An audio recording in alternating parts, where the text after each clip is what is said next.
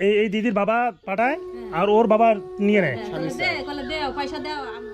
তাহলে ও তো কত কত বাচ্চাদের মানুষ করা, সেটা তো করেই না, অথচ উল্টা টর্চার করে, তাই না? তাহলে আজকে বাবার অত্যাচারে বাচ্চাদের পরিস্থিতি দেখেন কি পরিস্থিতি, এই মানুষ কীভাবে হবে, এটা একটু চিন্তার বিষয়।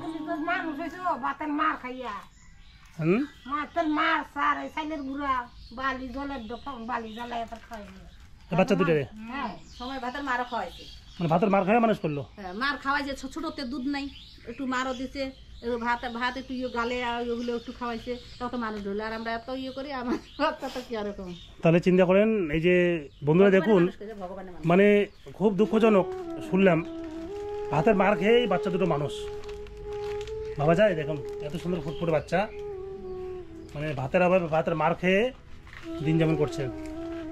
তো যাই হোক বন্ধুরা, ভিডিওটা প্রচুর শেয়ার করুন, দেখুন পরিস্থিতি এই ফ্যামিলিটার, আর যে যতটুকু পারেন এই ফ্যামিলির পাশে দাঁড়াবেন।